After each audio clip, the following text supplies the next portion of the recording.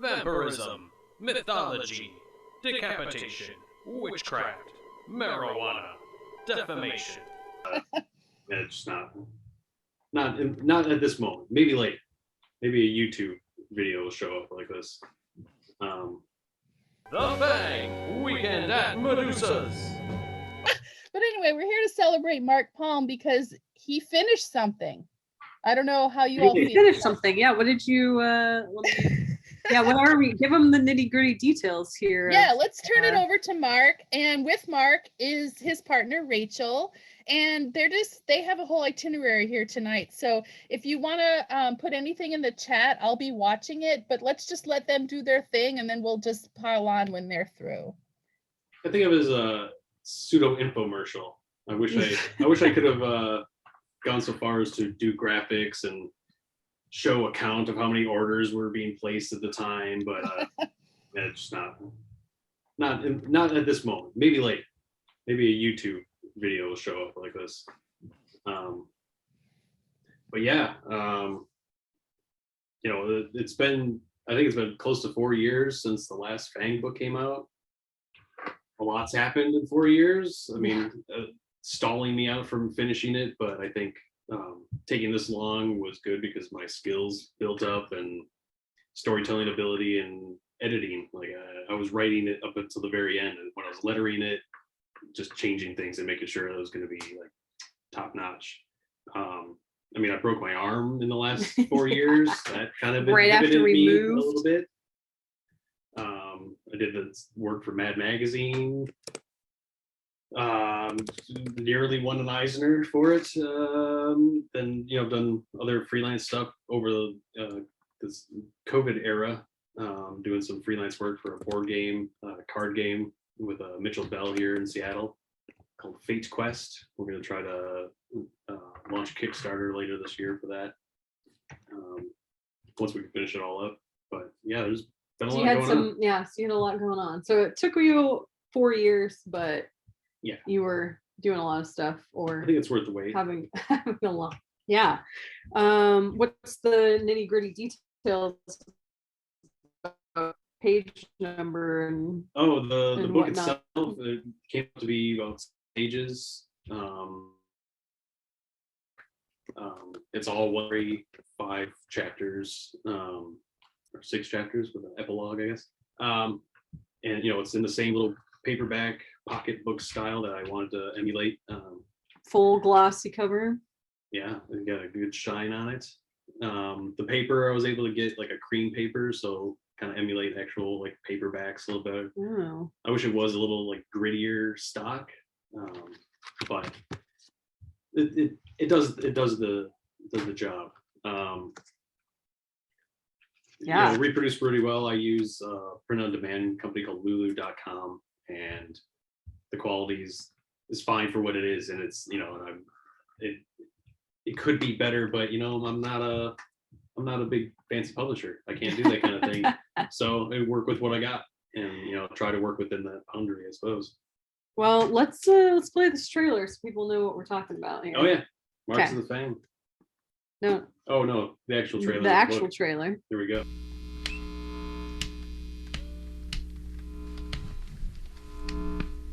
Vampirism, mythology, decapitation, witchcraft, marijuana, defamation. The Fang Weekend at Medusa's. A wicked weekend of who's who. Before, her life was all fun and profits. Now, after receiving a hallucinogenic snakebite, famed monster hunter the Fang experiences a psychedelic nightmare. Was the poison sent by the legendary Gorgon Medusa, or was it something far more sinister? Find out in The Fang Weekend at Medusa's. Adults only, no kids. Thanks. Yeah, it was storyboarded real nice. Oh yeah, thank you very much.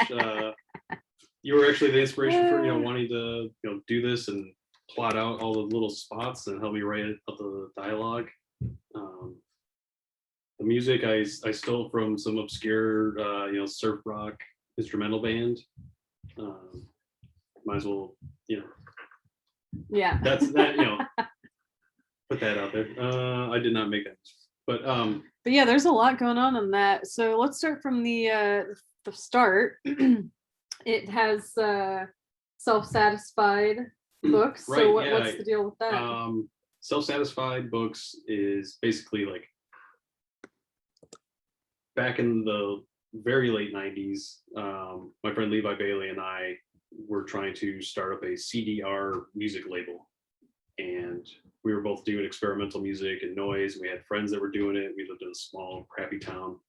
We knew all these people were doing stuff, but we wanted to help them out, help ourselves, get CDs, get them out there. And so we started Self-Satisfied, which is based on my philosophy that, as an artist, you want to be self-satisfied.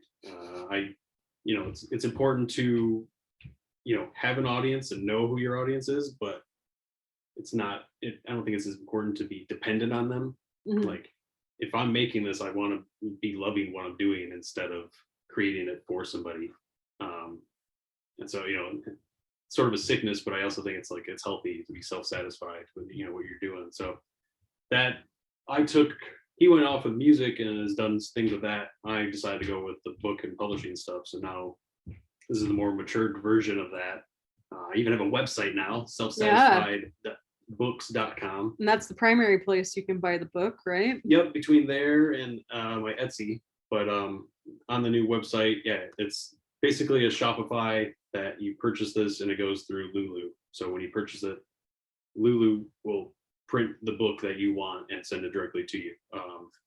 A big incentive on that is their shipping's great. They have a great international shipping. And you get it directly from them. Here's the first book we'll talk about.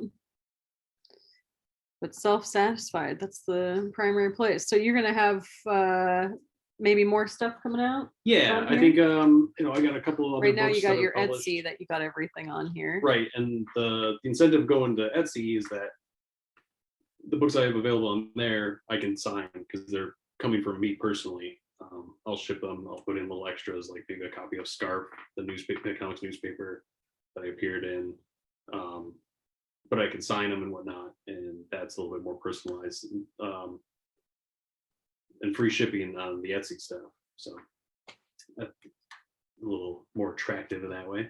But yeah, on Etsy I also have just a bunch of my other zines, stickers, the Christmas card I designed from the Female Trouble book. Yeah, you got a lot of stuff on here. Punch to Kill, so that's a series that I'm continuing. Female Trouble, bootleg, John Waters cards. Yeah, right, and just leaning in on designs. Stickers of the Fang. Nice. Yeah, I've always been fascinated with the ephemera and making something of what you've created. I can't help it. I was born in the 80s. Toys, cartoons were selling the toys to me, so the comics should sell the toys to people, or the stickers or whatnot. Yeah. Kind of all goes hand in hand.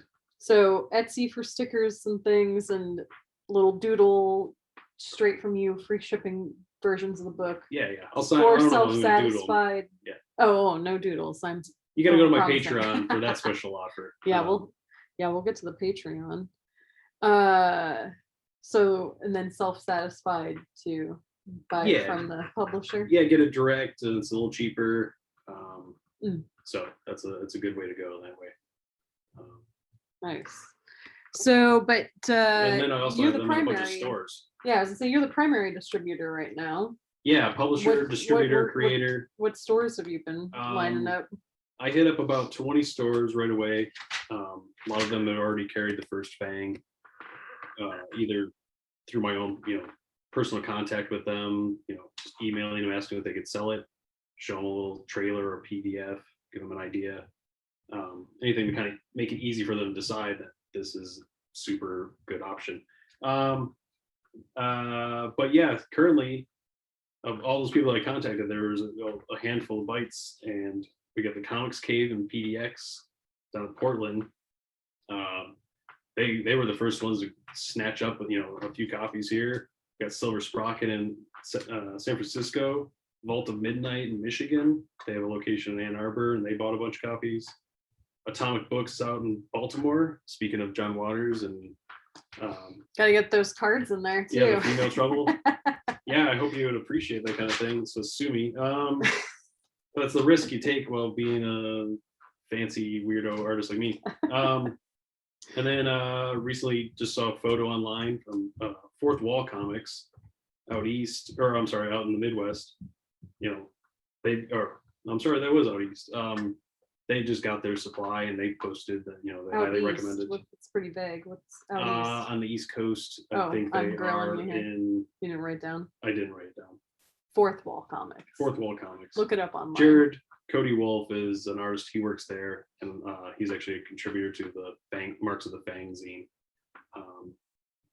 Super great guy. I didn't even know he had a shop until he bought some. We got Gutter Pop Comics, and the Stranger zine is becoming a distributor as well. So they picked up a few issues. Nice. I'm waiting on a few more to just kind of, you know, pay up. But ultimately, yeah, we got them in the stores Cross now, country. all over the place. Nice. Find Find it at your local bookstore. Yeah, and Call request your it. local. Yeah, I was gonna say, let call them know your your local. local comic shop Yeah. and bookstores. There you go. I Because got great deals. it's not just gonna be through you. Pretty soon, Fantagraphics, right? Right, yeah. So it's going to be available in stores in August through Fantagraphics via Diamond Comics. So far distribution. more stores than just this handful. Yeah, so they it'll be available like in the catalog. I think in June. You can order it May or June, and then tell your local comic shop to order it from there under Fantagraphics. Which that month is going to be a lot of killer stuff coming out. Yeah, so it's going to be a great place to be.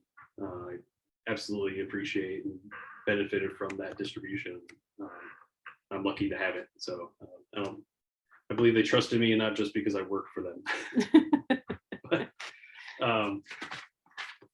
But yeah, I mean, it's going to be available all over the place, and I've already had, you know, a swell of orders today, and I highly appreciate it. So it's real good to know that all this work is going to come into a head. Nice. And, tonight we're going to pop it like a big zit. Gross. So speaking about gotta bring popping that up. like a big zit, Yeah, back to the book itself, not just selling it. that's So goopy. There's some. as we could tell from that trailer that we just watched, obviously there's, you know, heavy B movie undertones. Oh yeah, yeah, super low budget B movies. You know, stuff you only see on VHS or exploitation films from the 50s and 60s. Russ Meyer, Something Weird Video. It's just that stuff is just like ingrained in my head from watching it for so long, and I like to think that I'm pulling like good things out of that, and not the bad influences, and not like all the horrible things that people try to avoid those movies for. But because there's an aesthetic to all that stuff, whether it's like intentional design work or just more of like incidental, and it happened that way. And I just appreciate, you know, like they went along with what they had, you know.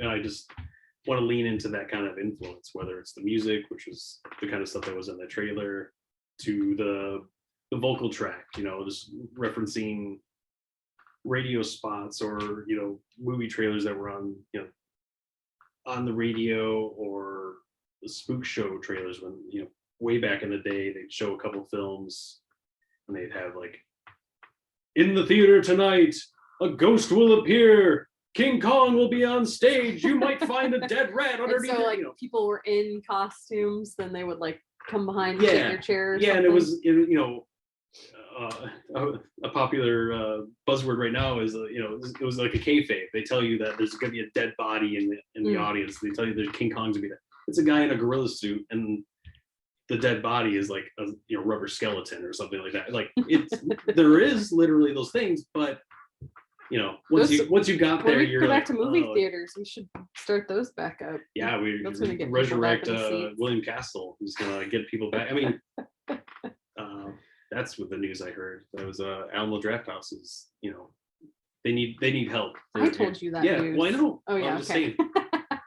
We talked about all this last night. This shouldn't be news to you. Yeah, but you know, Got to keep the look. Yeah. So yeah, I mean, theaters are going to need that kind of help. yeah, I'm ready to work. So you're pulling these influences. You've got B movie, the horror movies. Yeah. You know, something weird, and so you're at Dune, which people in attendance may know, but people watching this recording after may not know. Oh yeah. What it is. So when I was, having all those influences swirling around my head all the time and other comic book things and influences, the way to get that out, or a good outlet, was this monthly comics drawing night, a mini comics night that Max Clotfelter hosted and originated, called Dune. And one night I was there. I'd already been kind of sketching out a couple of different ideas for a comedy poster that I was working on, where I kind of Muppetize comedians. And one of the costumes I kind of came up with was for it had the vampire lips that had little fangs on them. I thought it would be kind of a funny dress to have just all along the top, instead of say a bunch of roses or flowers or something like that. Why not have vampire fangs and have a vampire who's just sporting it, loving it, showing off that she's a vampire, she's got a gun, she's dangerous. And then the little comic stuff in the background is a little homage to Euro horror comics or something like that. I feel like that has to be in there somehow. But that was the initial and original image of the Fang. I had no idea who she was, where she was coming from, or anything. It was just a vision. And then yeah, but I mean, what you were pulling from some serious horror movie influences here, right? Yeah, some. I mean, it's hard to pinpoint anything specific. I honestly don't really enjoy many vampire movies or vampire lore, which is kind of funny. I've had vampires in multiple comics now, but I find them to have they're too many rules. They're too structured and boring. We also talked about. Well, I mean, yeah, well, we don't get into that, but anyway, yeah, vampires aren't good. That's just, we have discussions about that. They're awkward. But because there's one they're vampire that, I mean, there's clearly a huge influence here, and there's one vampire. Yeah, as I was saying, the Muppetized thing came from. I mean, let's look at this obvious influence here. I mean, yeah, Jim Henson he's always been a massive influence on me, and I always felt that he was my hero from childhood. Watching the documentary about him with the making of Dark Crystal, and then going on to Labyrinth, and feeling that he always had to one up himself. The next project's got to be better than the last project, and that at a young age was influential. That's the way to go. Make things better every time you do something. Be more elaborate. Work, finesse every skill you have in that toolbox to kind of do something great. I hope I wouldn't have offended his ghost by creating something like this. She's even purple, like the Count. There. Well, yeah, that's clearly no relation. I'm not going to claim relation. I don't want to talk to Disney about it. But yeah, I was kind of broken a little bit, and and it's a weird phrase, but when I created the oh wait, I want to show me at the. Oh yeah. We're at the Henson. But Muppets really came onto my came through my pen I don't know a where lot I more went to. when I did an art show called Muppets Rock. I was invited to it on sort of a last minute sort of thing, and the idea was to create a record cover and then just Muppetize. Yeah, if you want to show, I got that. And so I couldn't half-ass it, and I decided I needed to recreate it using Robert Crumb's original artwork from the holding company, the Cheap Thrills cover. So I went way deep in this, and all of the references and all the text in here are actual references to Sesame Street or Muppet songs, and it was a massive undertaking. Stretched my skills quite a bit. I mean, Robert Crumb was also as far as an illustrator, a massive influence on me. I couldn't crosshatch enough to try to gain some skills. And so yeah, after that, I drew Muppets a lot. I realized other people use unknowingly or knowingly, they reference Garfield or The Simpsons when they draw cartoon characters. And I've never actually had to defend myself against drawing the Muppet kind of style, but I just wanted to lean into that. I think they're really fun to draw. I mean, someone who I also admire and get street comics and books. Here's me with the Jim Muppet. We were at the Mopop exhibit. Yeah, that was an amazing exhibit. Yeah, it was pretty great. Went all over from the earliest Muppet stuff when he was doing commercials to they had costumes from Labyrinth, and it was bananas. I wish they had the dinosaurs. I just forgot they didn't have dinosaurs. Whatever. So you got the Muppets. Yeah. And then you came up with this at Dune. I came with the Fang at Dune, yeah. And I mean, beyond the movies and whatnot, I mean, you started kind of thinking about this Fang character.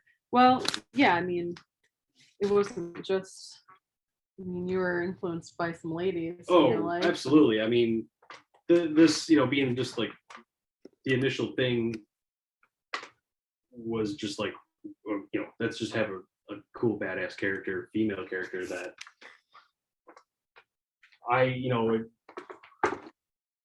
underutilized could be a fair thing to say in comics.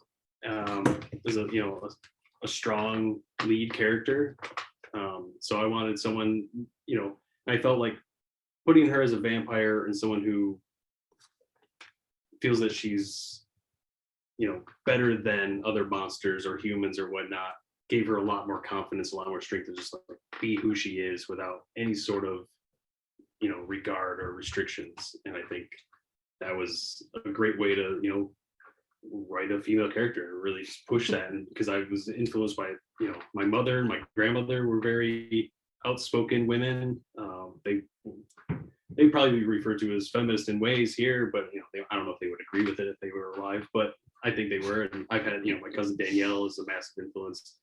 Most of the women I've ever been interested in are very fiercely independent, and I needed to go that way. That's the way to do it.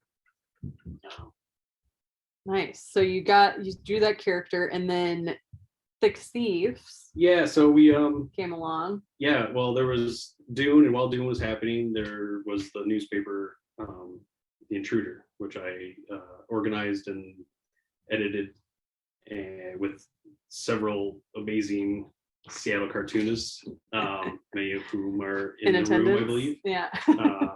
Without whom it wouldn't have happened. So I can't claim all the credit for it, but that was put to an end when I felt that like many people just were spreading off into different directions, and it needed to.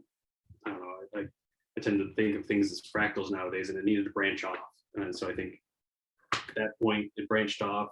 Another paper showed up quite soon after that called Thick as Thieves. And that was put together by Simon Vosta and Ryan Size, who sat me down for some beers and got all the ideas on how to make a newspaper out of me, and then offered me a page. So I did one, and this is the first page you did for them? This is the first page I did in the first issue. Yeah. Let's hold it up for him here. And I wanted to lean in on the Fang character, use that dress, use this idea, this concept of a monster hunter. And this particular page ends up also kind of going in line with a lot of my non-reproductive feelings and philosophies. Less babies, fewer people, better world kind of thing. So less monsters, better world too. So Dr. Jekyll and Junior Hyde. That's funny. Yeah, and then like just trying to keep things a little bit more interesting. I don't want to say fresh or anything, but like take the Jekyll and Hyde type of idea, and what if it was reduced, instead of a big monster man, what about a big monster baby, and that's kind of how I see some people acting as it is anyways. So doing that, and then that really jump started my imagination of thinking like, how could I, what kind of other stories could I tell with this character? And it just tumbled into an erotic horror comedy. Yeah, which is the Moonlight Snack. Here, let me get it on the screen for folks. I couldn't help myself there. I had to, I was doing art previous to that called Smuppet. Neither art. could they in this book. So you came out with this one. So I came out with that one. What's the details on this? What's the pages and that's whatnot? 60 pages for the book there. Again, it's the same pocketbook format. The most recent printing that you get from Lulu will have the cream paper too. Originally, I couldn't get that, but all the artwork is made much larger and reduced down. The backup, if you can't find the rare Thick as Thieves paper, that comic has been reprinted in this one too, so you can get it all. I changed the screen. I'll show them again. But this is the original. That's Thick as Thieves #0. Interesting. But yeah, you can see he reprinted that one. But extra in there. Yeah, I mean the back here says vampirism, lycanthropy, assassination, witchcraft, marijuana, perversion. A date takes a dark turn in the moonlit cemetery. The notorious hired monster killer known as the Fang takes the night off to do some personal game hunting, but reconsiders killing him after she's had a taste of his charms. After second guessing herself the next day during a messy hit, the Fang searches for wisdom in the mouthpiece of a bong. A gnarly story inspires her to take charge of the second date and quit once she's gotten ahead. And if you're familiar with double that book, entendres. Man, it's kind of sick with that. And I love a good pun. I wouldn't credit myself as a wordsmith. There's many other people that I admire more to insult. Oops, I just shared the wrong book cover. Don't look. There we go. Here it is, the main cover. And again, this is, there it is. You can also still get it from Selfsatisfied and your Etsy. Yeah, if you're missing that one, I got it on my Etsy and on selfsatisfied.com, selfsatisfiedbooks.com. Yeah. And you're listing off other more inspirations. I mean, straight up on here, you got the marijuana, the witchcraft, psychedelics. Yeah. For the time, I've been using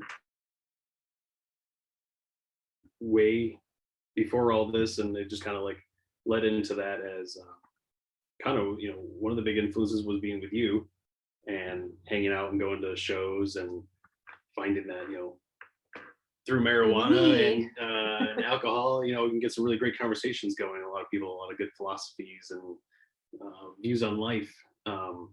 Witchcraft, kind of comes up. One of the movie. One of the characters in the book the hashtag is the hashtag, and she's directly here we go. I turned right to the page with the directly inspired by a friend of ours, Megan Angus, who is a local witch, and she has gotten me plenty stoned in the past, and also kind of like, if in any sort of way, kind of like bring her attitude into the book, because she's got a great personality. And she's been totally down with it and leaned into it herself.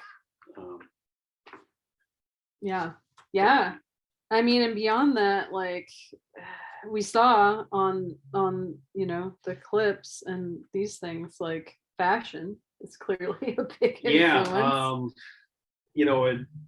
And I feel like it's it's kind of weird because growing up, teenager to young adult or whatever, and that kind of style really stuck with me. And so as I went from appreciating that artwork, it went into appreciating photography, which went into fashion photography, which is, you know, it's a kind of high-end sort of look. And I was, you know, I had a subscription to fashion magazines, I'd reference them. So that kind of thing has been on my mind, and trying to, you know, put that onto a character, which I don't want her to be a superheroine or superhero or whatever. But there's costumes, and it's like, yeah, I mean, it's kind of like we talked about that with like the Queen's Gambit. If anybody's seen that on Netflix, it's like a superhero story. She doesn't sort of, wear a yeah. cape. Yeah. I mean, she might wear a fashionable cape Right. in one of the scenes, but yeah, I mean, her costumes are the really like caring about, like, you know, Yeah, very little deliberate, details. very Yeah. like owning who you are and looking the way you want to look, and you know. So yeah, I mean, An everyday superhero. right? Yeah. And you know, yeah, I guess, you know, being Gaga all the time or something like that in a way, you know, like if you're gonna be a vampire, why not show it? You know, put big lips and fangs on your chest. And it's like, I'm a vampire, I'm gonna kill you tonight. You know, it's like it just says it all. That's another shirt idea. I'm a vampire, I'm gonna kill you tonight. Yeah. Because you got a Threadless store, There's a right? That people Threadless- can buy. Yeah, we don't have the website queued up for that, unfortunately. we I couldn't find fumbled it. that one, but yeah, it's called Designs to Go on Threadless, and I've been designing some shirts that basically are inspired Threads by or designs to go? Designs to Designs to Go. go. And it's the word T-O. T-O. Yes. Okay. Which I think that's probably the best way to take your designs. Don't keep them on the internet as a digital file or anything like that. But yeah, I thought the shirts were, I may think that they're clever. Why not somebody else? So put some of these shirts on there, just to kind of realize that world more and kind of make it a little bit more realistic and bring it out into the real world. I mean, why not? Yeah, why not? Why not encourage people to act this way and be more confident in who they are? And speaking about invite people, I guess. I don't know. confident in who they are, let's take a look at this cover art here. So so first of all, let's put these covers side by side,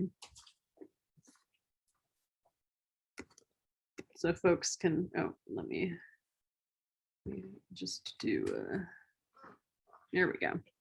Where'd the other one go? Here it is. Yeah, so here they are side by side. But you actually hand painted these, right? Or you did the first one? The first one's digital, actually. But This yeah, one's highly digital. inspired by actual painted covers. Which you did for this one, which That you got one- right here. I was just so happy with the digital one, and it worked so well that I just kind of stuck with it. I meant to actually paint it, and I may do that in the future. But for the newest one, I had Look to. at the detail there in the light. Yeah, you can see how I used acrylic paint and some gouache. I was a little flatter in some spots, but I don't know. I dig it. It would be like a spot gloss if there was like a fancy cover. Yeah. But yeah, I wanted to just. But yeah, you were I'm highly inspired by the specifically this book, the Mexican pulp art. Yeah, let me get you back on the screen here so you can show them. There you go. So this Mexican pulp art book, Pharaoh House, I found this. It just totally inspired me. I've always loved like cover art from the 50s and 60s and whatnot. Let me show 'em up pulpy close. stuff. I don't know. Just gonna flip through. Yeah. Do it. But it just has a quality that I really appreciate, and I feel that as a painter, I don't know if I'm up to this level, so I kind of admire it. Some people might think they're a little weird or bad, but that's just something I appreciate.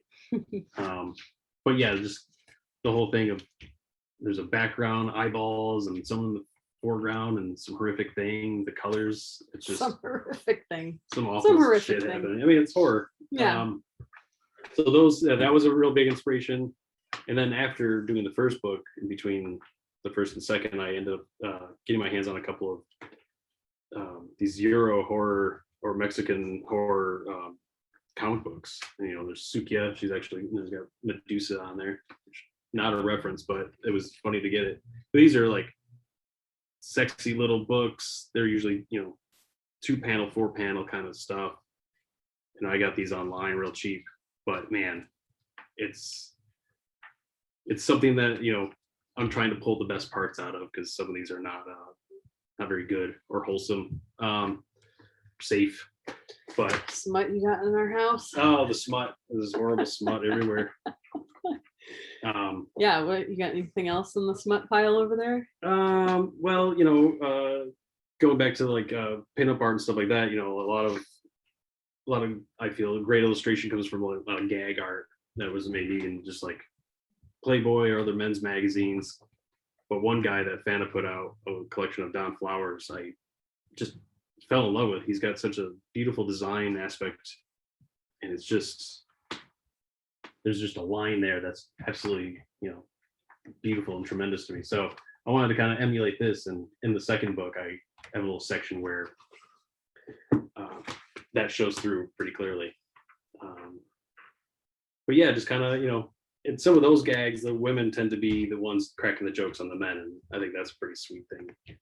Flipping the script on this kind of stuff is, it's intentional. I'm trying to heighten some things, or not just be cliche. Yeah. But I mean, you were telling me that not just these things, but like Jack Davis and EC Comics. Oh yeah, also, I mean the horror stuff. Jack Davis is another major influence. I actually, in the first book, I apologized to him and Jim Henson, hoping not to offend either one of their ghosts. But yeah, EC horror can't be beat. Jack Davis is like one of the masters of everything he's ever drawn. Details and scratching and hatching like this is just. Here, let me show them on this, because I can't really see the details on that angle. But yeah, these splash pages here are just like a wonder. This, just the detail and the gore and the crumbling flesh. Crumbling flesh. Oh yeah, looks like my just day-to-day textures. job there. That fan. Yeah, see, that's why we're a match. You pick up the dead, and I can draw them. These are really dense. Yeah, and that's the other thing. Is like they're just dense. They're overworked. There's a lot of shadows and a lot of black, and it's something that's it's kind of scary. Yeah, and you got a little bit of that going on here in the Fang. I don't want to give away anything, but you can play the flip through. Show oh people yeah, a let's little play the flip through. get a detail What a there. good idea. I made little flip through videos. I always found those to be an excellent way to kind of get an idea of how good, or hands. Fantagraphics was always doing that kind of stuff for their products, and I appreciated that. And I wanted to do it and throw a little music on there or something, just kind of keep it entertaining.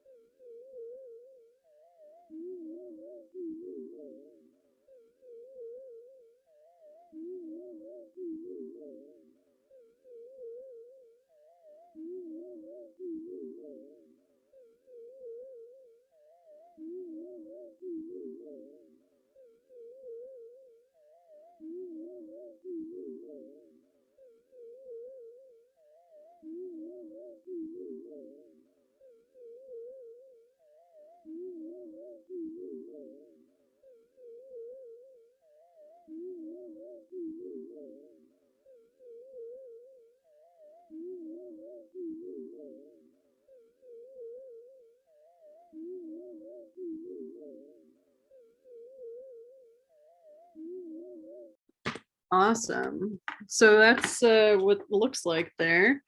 Oh, we weren't going to do the flip through yet. Oh well. Oops. So yeah, can we show, now that we show the flip through, can we show like some of these original? Oh yeah. Because you're doing them small. Yeah, the book's like very this small. is the size of my hand, so it's not that big. But the original art. There you go. Got you up on the screen there. Yeah, so I do the original art. I don't know what time's up. I'm not good with the maths, but I used rulers But yeah, you get 2 up. Comics are not an exact science. But yeah, so this one you'll see in the book, it uses a little finesse, filling in the blacks with the computer. This was one of the last pieces I did, and it's got a lot of pointillism, inspired by one of the pulp artists, Virgil Finlay, who I took a lot of influence from. Frozen. There we go. Sorry, we're frozen for a second. That's the one. Oh yeah, go back to that house page. When we're talking about the dents, that's the page I wanted people to see. Is that I know, right? That's what I've been saying to him as I've been watching the straw, and I'm like, people are gonna lose their minds when they see this page, Yeah, lots going on. Stippling down there. Yeah. I didn't want to show off any of the too many comic pages, but yeah, it's just lot of work there. Working at the size. Let me show that one at the intruder really helped kind of realize the scale and how my line weight was going to reduce down and be really forgiving of any mistakes that I could make or had made. And it just draws you in. I don't know. I love detailed artwork, so I can't help but make it and want to get into it when I see it on a book. And I mean, you did have Matt Groening compliment you on this book size, but I've had so much encouragement. It's been, whether that's good or bad, you're all here, so I guess I appreciate it. Should we let your voice have a break and do a little read through video here? Yeah, let's give a little video here we made up with the vocal stylings of Rachel and Megan Angus. I have an itchy feeling that this is a message from Medusa. Yeah, that sounds like her style. Is this a kiss of death? Am I marked? We wouldn't be here talking if she wanted you dead. It could be a warning. The sorceress is summoning you. Smoke? God, what the shit? No! Is this how she commonly communicates? Snake bite-o-gram? Oh, sorry. No. Well, kind of, when she's pissed off. I helped out this one gal I knew. She was always getting harassed, so I hook her up with a spell that will temporarily turn someone to stone with a look. She really got into it. She started pushing what she wore further and further. Dirt bags were getting stoned left and right. She got sloppy though, really abusing the power. Getting a lot of eyes on her in ways that the real Medusa was not amused by. Medusa reached out soon after that. She ended up paralyzed in her bed for a week from all of the snake bites. And when she could finally move, she found all her mirrors smashed and the spell no longer worked. Now, that's how you know if you really made Medusa mad.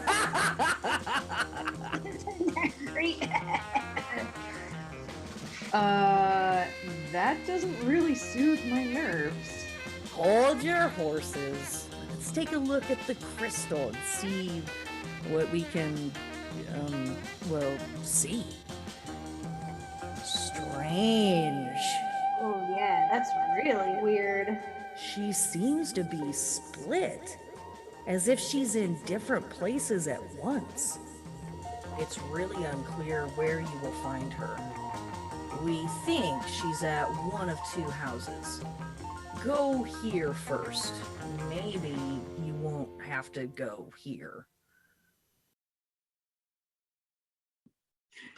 Yeah, and that's thank you. I mean, I don't know why I'm saying thank you. It's your part. Well, you did a bunch of work. I mean, you did all the work. Well, you helped put it together, getting Megan and yourself together and recording on Zoom. it went seamlessly. It was nice and easy to do. So Yeah, and the hashtags based on real live witch Megan Angus. yeah. Which I got her webpage up here. Anybody wants to? Yeah, Megan's super great. I do recommend watching their YouTube videos, and if you can join her classes, if Yeah, you're interested at all in witchcraft or Yes, meganangus.com. she's just got a lot of enlightening things. She can kind of wrap up a lot of ideas and make them kind of accessible. It's changed the way I see a lot of stuff. So, but doesn't she's got a little bit of She's got blurb. classes. Oh, I just read it. Oh yeah, for all things haggish, check out meganangus.com or her Patreon page. So you can find her on Patreon. And she says, There it is.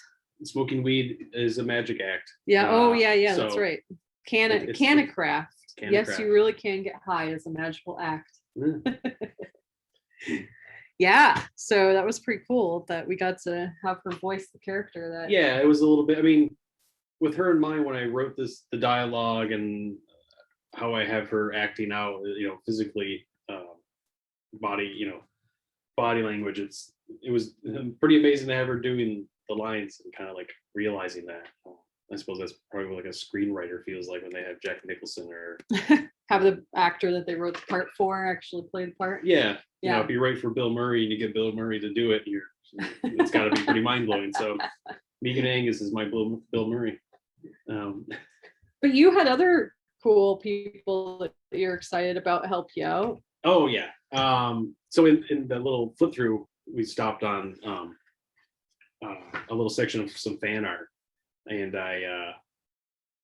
when I wrote the book and I had it all kind of put together, there's a scene where, speaking of vampire rules and how silly they are, one of them I wanted to keep was that the Fang couldn't be photographed or seen in a mirror. So I used that as a kind of a gimmick in a little bit of the story.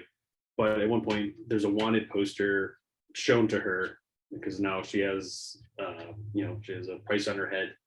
Monster hunting gets you hunted by monsters as well, maybe. Here it is. And she's pissed. She thinks it's stupid, and there's better fan artwork online.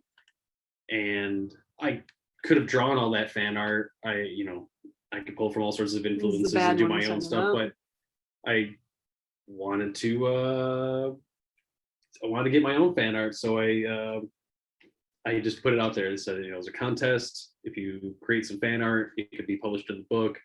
You'll get copies of the book. And I got enough work that I was able to create a zine, like a fanzine of the fan art, Fang fanzine. And what I got was absolutely amazing. I couldn't fit them all into the book, but I did my best. But I wanted to honor them with this little zine. And this is just an exclusive, limited run type of thing that can be purchased. Join the Patreon. Yeah, join the Patreon. You can get a copy if you show up at the $15 tier, which you get the book. And I doodle in the book, sign it. You get the marks of the Fang, some extras, all the other stuff on my Patreon, which is like process work, video stuff, PDFs to download of zines. I send out zines and original artwork at certain tiers.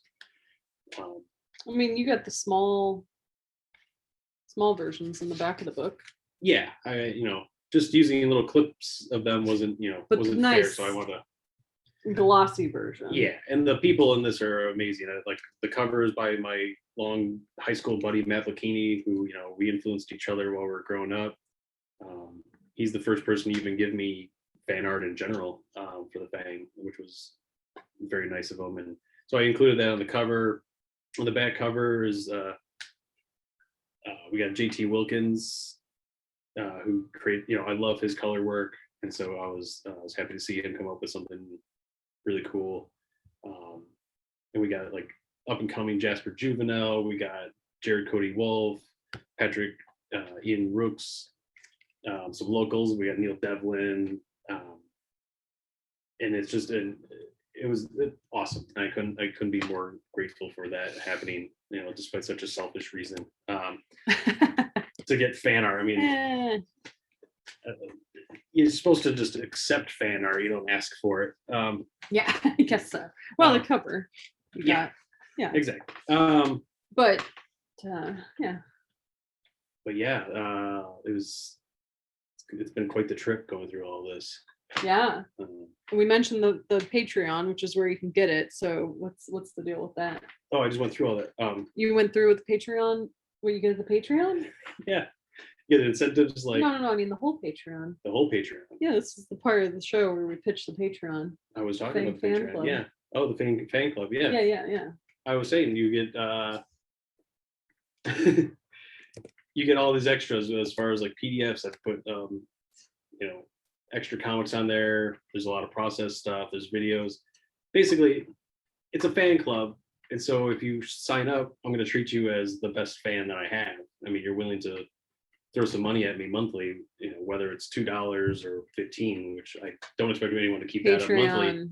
Patreon / Marc Palm. But yeah, there, I want to like show off stuff. I mean, if I could come up with a decoder ring and send that off to you guys, I'd do that.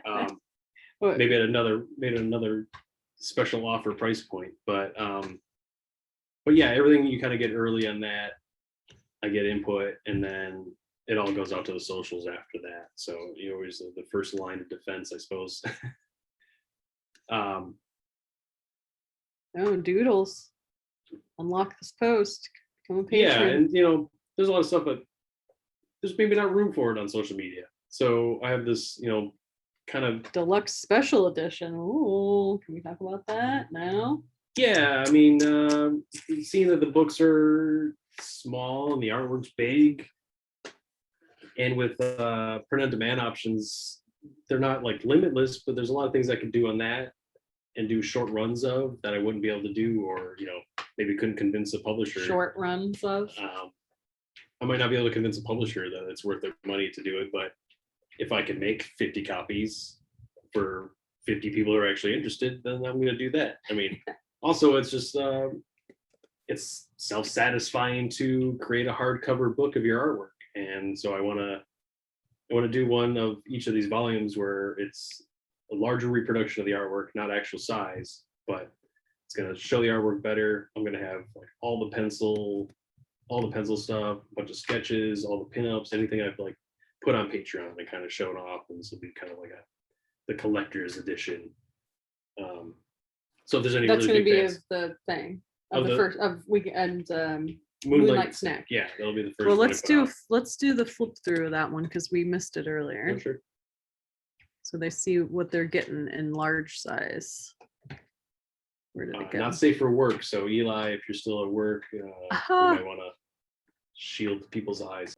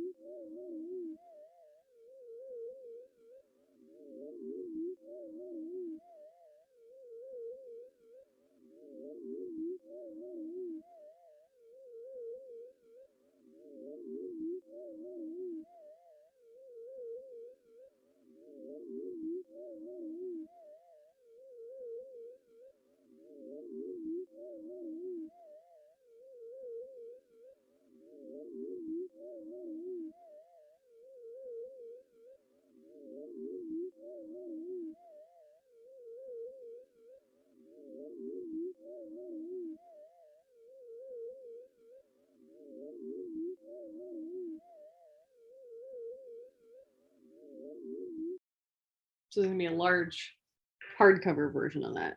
Yeah. So you can almost use it as a coloring book. I suppose, yeah. Yeah, therapeutic. Why not? Add your own blood and gore. Uh-oh, somebody saw a dong. Yeah, well, yeah. If you blink, you'll miss it. Yeah, what are these comments? Keep in your eyes here? open, you'll see We've it got really quite the chat going. Oh yeah. Yeah, let's see what we got. We got he said defecation. Did you say defecation? Oh instead of defamation.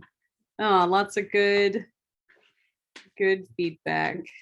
Oh, the Henson exhibit was a religious experience for most of us. Oh, that's right, because Kelly's got the connection. Oh, she's got the rainbow connection for sure. She's got It's the in her rainbow blood. connection. We got to talk about that during the Q&A part. Yeah, I think she might love Jim Henson more than I do. Yeah, cool. Well, speaking about Kelly, Yeah. Oh, yeah. short run. I mean, I appreciate everyone being here. I wish we could all, I want us all to be safe, of course, but I really want to see you all in person. I want to be at a convention. I want you coming up to my table or us seeing each other with beers, after hours or something like that. The community is amazing. And, without Kelly, without Short Run, we wouldn't be here. Many of you I might not even know. So it's, big props to Kelly and all the Short Run crew. We got those photos 10 years running. We got that photo. We got Kelly. Oh my God, why is it small? It's so small. Zoom in. It's so small. There she is. So yeah. This is what, 2 years ago? 3 years ago? 2018? Yeah. She wearing the same shirt? No. Yeah. She's got Kermit. I can see a little Kermit there. Oh yeah. But Yeah. Short Run is, massive, and this is why, doing this kind of thing is it's helping the community, I guess. I mean, we're all sticking together and seeing each other and hearing each other's voices. Yeah. And that's, super important. So I appreciate Kelly and Short Run, doing this for us. Here's our buddies. We're talking about Max being here. Oh yeah. Got Max and Ben and James. Well, Maxie wearing his Make Comics Small again. Good old John P. We got Jason Miles back there behind him. We got Josh Simmons. That old Josh. Another man all about connection and touch. He's touched us all in some particular weird way, I bet. Hey, we got you. Hold on a second. This is hiding. No, it's hiding. Let's pull you out here. Oh. Look at this. We got Fang, the Fang Shorter hair. Moonlight Snack. Oh yeah, you're still growing up. You got a lot going on in this photo. I mean, what's this right here? Oh yes, the Gas the Gun Tinies. So yeah, there's that Mad stuff that I did. My very first piece for Mad, written by Matt Cohen and art directed by Susie Hutchinson. Excuse me. Luckily, I could draw. I was obsessed with Gory and learned how to crosshatch like him, and I was able to score that gig, which led me to possibly, getting an Eisner nomination, which was mind blowing for myself. You were this close to an Eisner. I was very close on to a whim. Yeah, and it was a gut feeling in order. Company shill here. Look at this hat you're wearing. It means a lot. I mean, Jack Davis came from EC, which was the originators of Mad after they couldn't do horror anymore. They had to do humor and make fun of everybody else. And, being a part of that history and world is, it's hard to contend with and it's hard to wrap my mind around. But yeah, I got in there, and that was a pretty spectacular thing. The Eisner nomination, I mean, being able to talk to it got so viral and large in the world. I was talking in the New York Times. Like, didn't think that would ever happen. And making small books about vampires, screwing over werewolves. It's not somewhere I thought I'd get to. So thanks, Mad Magazine. You got Punch to Kill on the table here too. We got Punch to Kill, yeah. Gun violence bad. Punch violence good. Yeah, I mean, Punch a Nazi if you can do that. But yeah, I mean, Kevin Clark and Will Long are the writers and the conceivers of Punch to Kill. I illustrate and kind of help put it all together. And I'll be working on issue 3. You can find all the stuff on the Etsy page we showed earlier. Yeah. Punch to Kill was educational. Everything I do kind of helps inform the next thing and like get my chops up and work out the brush pen really well. yeah, so it's just moving forward all the time. Yeah. Um, And that's JT Wilkins, who JT did Wilkins, the yeah, the back cover, the back cover Fang. Marks of the Fang. I think And this is when you guys first met, or no? It was we met the the year prior? before, but yeah, it was Cool. it was great to be alongside of him because another prolific great artist. He's reading or something there. Cool. I mean, that's kind of we were joking earlier that short run is overwhelming, but that's also kind of the beauty as an exhibitor, I'm sure, is that you get to like network and meet new people and stuff. Oh, absolutely. I mean, integral to the scene. Yeah, in the world at Kelly large. and the folks that help organize and put people together, sit you next to someone that you want to sit next to, or someone that they feel is a good match. That's worked out in my favor plenty of times. Yeah, it's a go back to short run. It's just a great curated festival that I think may be underrated in the rest of the country, but I feel it's definitely my favorite. I might be biased, and it's a home. Well, it's a home game. That was also why it took you 4 years to do this one, because you were traveling around, yeah, doing all the conventions. Yeah, in 2019, I was at San Diego for the Eisner nomination. I went to Cake, met a bunch of really great folks there. Rob Mirsky. And, tore up Chicago with Max. Yeah, tore up Chicago with Max. I was out and we went out to Bethesda, Maryland. We were at SBX, where I was able to table at the Fantagraphics table, meet a couple of fans from online there. And just make connections with the organizer there who wanted a collection of The Intruder that's going to go to the Library of Congress. It's just those connections are the stuff is valuable and very important. Thank God for the internet. Luckily, that didn't shut down during COVID. I mean, where would we all be with that? Global warming, take that out. Yeah, I mean, the solar flare is going to EMP the whole world. The wires under the ocean. Oh, okay. But Fantagraphics, I mean, you got another thing coming up with them. They're a huge supporter. Yeah. Besides being your distributor. Oh yeah. And your employer. But there's going to be, as things loosen up here in Seattle and get safer, more vaccines, whatnot. Larry Reed, who is an invaluable resource and historian and just all around, massive influence on the Seattle art scene and comics in general, invited me to have an art show in the summer that will go along with an outdoor event where he's going to block off the street. It'll be like a big street party with vendors and people selling books and comics, and music will be performed by Annihilation Squares and Lori Goldston, the beautiful cellist. And that's going to be great because I'm going to have my own artwork up there for people to see, and also some of the fan art that I've collected from the Fang zine, and maybe new pieces if I get any. And that's going to be in July. It's called Hot Off the Press. July what?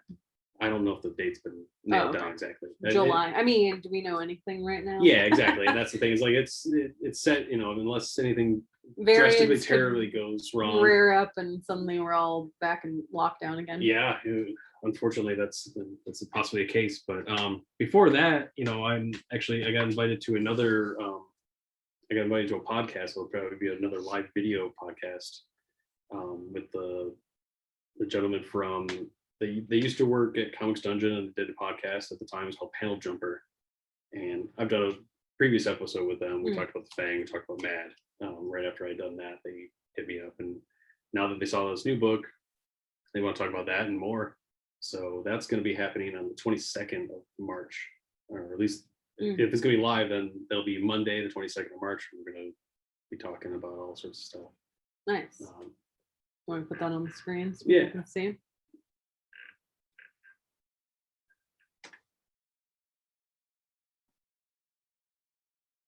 Panel Jumper Live, or it's Panel Jumper Light. They used to do live events and have people be on stage and whatnot and interview them. Now we all have to do this sort of thing. So works out. Yeah. I get to be in the comfort of my own home. But podcasting, reaching out and getting into shops and everything. It's just it's a second job after my 40-hour-a-week job. I mean, I can Packing attest. and- I've seen you bust ass on this, so I'm really proud of you, babe, Well, for thank you, thank you. finally getting this out. And it seems from the comments that friends and loved ones are too. So Yeah, before I we turn mean, it over to any questions. Man, oh boy, I appreciate everyone like with the encouragement and the support and the wanting to see it. I would, as much as I put up a page and showing like, oh, I finished this or that, I'd get messages, when is it out? I want to buy it, give me first in line. And so keeping that kind of energy going is, that's super great. I want to keep doing that. So, hit me up if you have any suggestions about where to sell the book, how to sell it better. Podcast, hit me up. I'll be on your podcast. Let's talk comics. I mean, the community is important. I can't do the Dune monthly comic thing anymore, where I used to talk to a lot of cartoonists and be able to help them out and them help me out, and that camaraderie and that Network is in-person networks. yeah. And I wouldn't mind doling out the information, like telling people how to make a newspaper, or how to publish through Lulu, and how to publicize your stuff like this. I mean, it's been a lot of work, and I've learned from other people above me who have done it and more smoothly, but it takes all the steps, and it's a lot of work to do this and be open up to expressing yourself and getting it out there. So I think a lot of people need a little fire under their butt, or realize that if they don't, then they'll die in obscurity. And I mean, you we may all might, still, but yeah. yeah. Okay, well, let me see. How do I unmute? I mean, I guess people, if they have a question, they can unmute themselves. Yeah, I'd love to hear from some people, see what's going on. Don't all do it at once, Are there but any chats that we can answer? Any questions in the chat? Oh, I put all your links in the chat for Okay. your Patreon and for your Etsy. Hot Off the Press Fair is July 10th. Oh, there we go. And that's going to be the whole block of Fantagraphics. They're on Vale Street. He's also going to be we're going to be across the street this year, so the tables can be really spread out. nice. And then I put the link for the Panel Jumper, which is a local podcast. And they're super fun guys. So yeah, make note of the links in the chat. Awesome. Nice. Yeah, thank you. Thanks, Scully. Sure. All right. Any questions? Anything? Anybody? Any Any no hellos? I questions? haven't Just seen any anybody. comments? I barely even know who's here. I can't see. Hello, this is Kaylin. I have a question. Kaylin, you're on the air. I'm very interested in world building in comics. Are we gonna? Is there more lore introduced in this volume of Fang, Yeah, or is it more absolutely. of like a episode? No, I originally intended these to be episodic because I know that there's the classic die-off. Issue 1, everyone wants it because it's a massive collector's item. I hope you all get these rated at 9.8 and get them slabbed or something. But that's a collector's item. But number 2 is also very valuable. It does extend the story. There is much more world building. There's Medusa, and there's she's been around for a long time, just like vampires. She's a bit of eternal as like a legend and whatnot. And so I want to stretch that out, show that there's a lot more depth there. If I wanted to be like a smart ass, I'd say that this is like my Empire Strikes Back. Like this one really kind of like shows, oh, there's something else going on. I mean, she's basically a hired hitman for some entity out there that is giving her money to kill monsters, and she gets in trouble with them. And so the third book will probably get into that and get into maybe more of her history. I'm not really into like origin story stuff a lot, but give you clues to where she might be coming from, or something like that is it's always nice to kind of seed the imagination a little bit. And, so yeah, world building is huge. I've heard you talk about building out the world with the third edition, Yeah, I mean, third there's a lot installment. of monsters roaming around randomly or openly. I mean, she doesn't really shy away from being in public or outdoors. So the world must kind of be okay with that sort of thing and not be too shocked about a person with fangs walking around who's purple with red hair. I mean, it's the world we all want, right? Be able to do whatever you want. Yeah. So yeah, world building is important, and along with this, there's also the Punch to Kill. It's also big world building exercise that Kevin, Clark, and Will and I are all working on. But yeah, Kaylin, man, you definitely are a world builder, and even with just stick people, which I think is an amazing challenge to some people who just claim that that's all they can do is draw stick people. You've made a massive universe out of them, and that's great. Did the demon rat steal the 2020 election in Fang's world? That's a question from you know who. Oh yeah. Well, I don't know. I can't really say. I think it'd be in a different timeline. Yeah, there's probably some other shitty politician in power. Yeah. There's no. Is there ever not? Exactly. I mean, this is an alternate realities, but it's kind of along the same lines. I mean, there's gravity and there's air that we can breathe on the planet. So there's corrupt, horrible politicians running things. I mean, that's just the Facts of world. And life. yeah, just how things go. I mean, if it wasn't a politician, it would be a church or something else that would kind of be corrupted and controlling people. We're out of control. We're people. We're humans. We don't know what the fuck's going on. All right. Next question. Anything? Mark, Scott Faulkner here. Hey, Scott. Is it true that this print run of the Fang, you included some of your own blood in the printing? Yeah, I wanted to give back to people. I wanted to make that deep connection. So I organized a thing with Lulu.com. Lulu.com will allow you to put your own human blood into the ink, and it's unfortunately it's going to be. I might not do it for long because it is a little draining. I mean, the print on demand situation. So anytime you guys order a book through my shop, We don't have enough money for as many stakes as are required for that. Yeah, right. I mean, trying to feed me blood through meat. It may work, but yeah, I have to donate every time someone orders a book. So, but it's gonna be worth it. Kiss was notorious for doing that through Marvel. The story goes that they went to the warehouse, the printing place, and they poked their fingers and dropped a letter or something like that. There's another part of that story where they think as the printing press was going and they were putting the blood of the ink, they actually weren't printing the Kiss comic at all. So there's another book out there that might have the blood, and that might be influencing people. They believe it might be I don't know if it was like a Barbie comic or something like that. I'm totally wrong on that, but I know that it might not have actually been in their own book. But we'll see. The next book I might put something else in there. Who knows? Yeah, you guys don't want to know what he put in the first one, but I'm sure you can guess if you've read it. Werewolf hair. Yeah. That's where that hair came from. I'm gonna start putting locks in my own hair. Because there's plenty of it. You'd be lucky if it's this hair.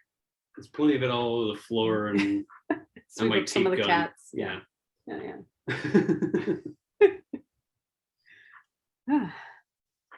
Well, has anyone read it? Has anyone got any reviews or favorite complaints? Parts? Yeah, complaints.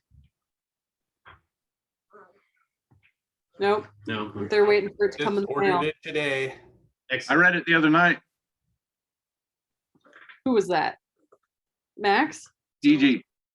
Yeah. Let's hear Klopfelter. I thought it was great. It felt like one of those late night B-movie horror movies where it's just kind of things just kind of unravel and get a little bit more complicated and convoluted and weird. Um, and I also just wanted to say that I'm really proud of Mark. The lettering is getting not to say the lettering was ever not great, but I'm really I was reading it and I was just like, God damn, he's really just he's concentrating on that, and it looks fantastic, man. Thank you. Good job. That's really good to hear, because that was something I consistent with the lettering, but also make it far more legible than sometimes I've done in the past. All the design influences from book covers to movie posters, I'm looking at that. I'm looking at psychedelic rock posters. All that underground stuff had beautiful hand lettering, and the sign. I can get excited about like that weird chalky paint they put on the windows of a car delership. Like it's such nice hand lettering. Dreamt of doing that job. Yeah. So I mean, all that is influenced. And like, there was a recent interview with Tom Neely where he talked about how the hand lettering is a part of the artwork. Like it should reflect. It shouldn't be a separate thing. Legibility is very important, but also like consistency and moving and being in the same room or in the same place as the artwork. It gives it doesn't life. feel like it's dropped in. Exactly. I'm not using a computer font or anything like that. And so, it's a lot of extra work that I'd rather not do, but I think it's definitely worth it. If you're going to draw a phone cord, if you all remember phone cords, they spun out. But trying to draw those is a pain in the ass. But if you do it, it looks good, and it's worth doing it for. So that's where usually putting a lot of detail into something, I always feel like that's going to be worth it for some reason. Yeah. I look at a lot of details in comics and I criticize things, and so I can't help but think that there's going to be someone behind me who's also doing that to my stuff. So I want to, let them have something to kind of look at and either criticize or like. So yeah, thanks, Max. Yeah, I appreciate that as a co-collaborator, and yeah, a great encourager of my work. You were definitely one that told me that the Fang's the thing. Like keep doing this. This one can really take off and be the breakout, I suppose. So that's what I try to do. I think you owe Max your whole life at this point, because he also brought us together. Yeah, I could maybe write another zine about Max. There's that one collectible that I made for his birthday, but yeah. Mark did all the hard work on y'all's relationship, I'm sure. So don't give me too much credit on that. Mark did. Pshaw. We know who really did. Exactly. All right. Well, let's see. It's 8:26. We did pretty good, babe. 4 minutes. 4 minutes. You filled up the time. Thanks for everyone who stuck with us. And thanks to Mark and Rachel for such a full itinerary. I have the book and I read it this afternoon and it was fun. And I think it's going to sell really well for you, Mark. And I wish the best for you. But so everyone, yeah, pick it up. And does anyone have anything they want to say to Mark before we sign out? Just pop in. So I watched, have you seen Tommy by The Who? Yeah, long time ago. That movie is relentless. It's amazing. But the trailer you made definitely was giving me like 70s rock opera vibes, and I was like, this is perfect. Yeah, that's good. I like that. Yeah, boy, Phantom of the Paradise is a major rock opera that I love. Yeah. Whoa, I haven't seen that. Oh, recommend that if you like The Who's Tommy. Yeah. What is it called? Phantom of the Paradise. Brian De Palma, and it's a Phantom of the Opera type of spin, but disco era 70s. It's got Paul Williams. Whoa, this looks amazing. Yeah, it's fantastic. If you don't like musicals, stay away from it, but if you can handle some musical things and stylish violence and theatrics, that's great. Oh, Mark, you have to start the presentation over because David Lasky just popped in Oh my god. with I'll have to watch 2 the minutes to recording. spare. Hi, Mark. What did I miss? Let's Can you see. just do a quick recap? Yeah, absolutely. Buy my book. Yeah. What is it? Etsy.com? Etsy.com/swellzombie or // however they go. Slash try one or the whatever. other. If Yeah. it's not one, it's the other one, like a USB. Swell Or Zombie. www. I guess I could Selfsatisfiedbooks.com. You can also purchase the books there. for one final, Yeah, just get a little throw up there. although I have closed all them out Oh, there now. we go. So Well, thanks for showing up, David. I'm sorry that you missed it. We're gonna do this has been recorded, posted on the. I thought you had the volume on. I do. there we go. As everybody can see. Oh, it's etsy.com/shop/swell zombie. Well, that's why. I But you probably got brought it it to me. tagged with Swell Zombie, Marc J Palm. You can get these I stickers. made sure that if you Google my name and Etsy, that's probably the first thing that Yeah, comes up. yeah. Look Does at that. Larry have copies at the store? He will tomorrow when I see him. Okay. Oh Yeah. So yeah. I'd like to request all local people go say hi to Larry. He's been pretty lonesome over there in Georgetown. Georgetown really needs us. And when you're at the store, get some comics, say hi to Larry, maybe get a record, and start getting Right. back down there It to is our humble hub. It's Yeah. not just a path to the freeway from West Seattle. Yeah, no, I mean Larry's always got the newest and latest Fantagraphics books, and also Damage Room is a great place to be still, and there's plenty of stuff in there. So yeah, there's no reason not to go there.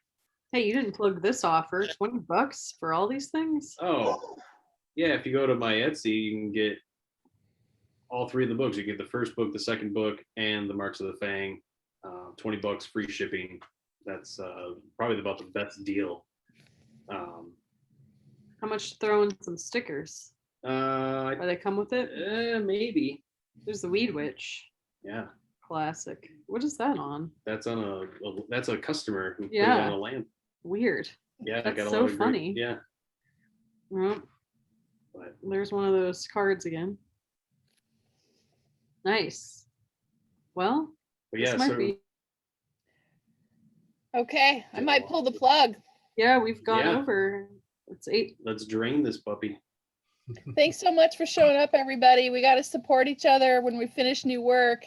It's really important that we keep each other supported and inspired. And when things open up again, we just got to come out and hug and show each other what we've been doing. And, we can't take a year to recover from this. We want to just get back into it as soon as we can. So many people really need it.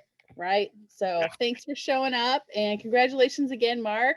Thank you. And Rachel, good job with managing the call. And Yeah. Max, do you want to take us out with a hearty laugh? I can't. It's been requested. I can't. I gotta go. Right. Good seeing everybody. Will somebody tell a joke then? Okay, see ya. Bye.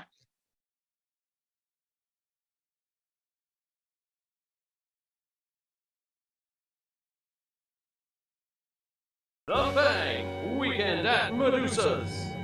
A wicked weekend of who's who.